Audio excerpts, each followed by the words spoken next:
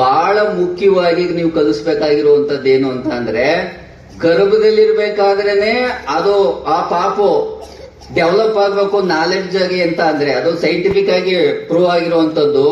ನೀವೇನ್ ಮಾತಾಡ್ತೀರಿ, ನೀವೇನ್ ಪುಸ್ತಕ ಓದ್ತೀರಿ, ನೀವು ನಾಲೆಡ್ಜ್ ಏನ್ ಗೇನ್ ಮಾಡ್ತೀರಿ, ಅದು ನೀವು ನಾಲೆಡ್ಜ್ ನ ಗೇನ್ ಮಾಡ್ತಾ ಮಾಡ್ತಾನೆ ಆ ಗರ್ಭದಲ್ಲಿರೋ ಪಾಪುಗೆ ಅದರ ಮೆಸೇಜ್ ತಲುಪ್ತಾ ಇರ್ತದಂತೆ ಇದೀವಿ ಅನ್ನೋದನ್ನ ನಾನು ನನ್ನ ದುಡಿಮೆಯ ಅವಧಿನೇ ಮೇಜರ್ ಅಲ್ಲ. ಇವತ್ತು ನೀವೆಲ್ಲ ಬಡ ಕುಟುಂಬದಿಂದಲೇ ಬಂದಿರಬಹುದು ಅಥವಾ ಮಿಡ್ಲ್ ಕ್ಲಾಸ್ ಫ್ಯಾಮಿಲಿಯಿಂದ ಬಂದಿರಬಹುದು.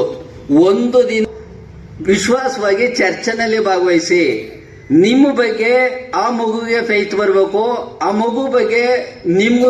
ಒಂದು ಡಿಗ್ರಿ ಕಾಲೇಜ್ ವಿದ್ಯಾರ್ಥಿಗಳನ್ನ ನೋಡಿದ್ದೀನಿ, 30, 25, 15 ವರ್ಷಗಳ ಹಿಂದೆ ಇದ್ದಂತ ವಿದ್ಯಾರ್ಥಿ ಲಕ್ಷಣಗಳಿಗೂ ಇವತ್ತಿನ ವಿದ್ಯಾರ್ಥಿ ಲಕ್ಷಣಗಳಿಗೂ ಬಹಳ ವ್ಯತ್ಯಾಸ ಇದೆ. ನಮ್ಗಾಲೆ ಏನ್ ಅನ್ಸಿದೆ ಅಂತ ಅಂದ್ರೆ, ಇಂಥ ಸ್ಟೂಡೆಂಟ್ ನಮ್ಮ ಮಗುನ ನಾವ್ ಹೆಂಗ್ ಬೆಳೆಸ್ತಾ ಇದ್ದೀವಿ. ನಾವು ಮಗುನ ಬೆಳೆಸ್ಬೇಕಾದ್ರೆ ನೋಡಿ, ಸರಿಯಾಗಿ ಬೆಳೆದ್ರೆ ನೀವೇನ್ ಹೇಳ್ತೀರಿ, ನನ್ನ ಮಗ ನನ್ನ ಮಗಳು ನಾನ್ ಬೆಳೆಸಿದ್ದು ಅಂತೀರಿ. ಅದೇ ಮಗ ಅಥವಾ ಪಾಪು ಚೆನ್ನಾಗಿ ಕಲೀಲಿಲ್ಲ ಬಳಿಲಿಲ್ಲ ಅಂತ ಅಂದ್ರೆ, ಆ ಮೇಷ್ಟ್ರವೆಲ್ಲ ಸರಿಯಾಗಿ ಪಾಠನೆ ಮಾಡಿಲ್ಲ ಅಂತ, ಅಥವಾ ಮೇಡಮ್ ಇದರೆಲ್ಲ ಸರಿಯಾಗಿ ಪಾಠನೆ ಮಾಡಿಲ್ಲ ಅಂತ. ಒಳ್ಳೇದನ್ನ ಕ್ರೆಡಿಟ್ ನೀವು ತಗೋತೀರಿ, ನೆಗೆಟಿವ್ ಕ್ರೆಡಿಟ್ ನ ಬೇರೆಯವ್ರ ಮೇಲೆ ಹಾಕುವಂಥದ್ದು ಇರುತ್ತೆ.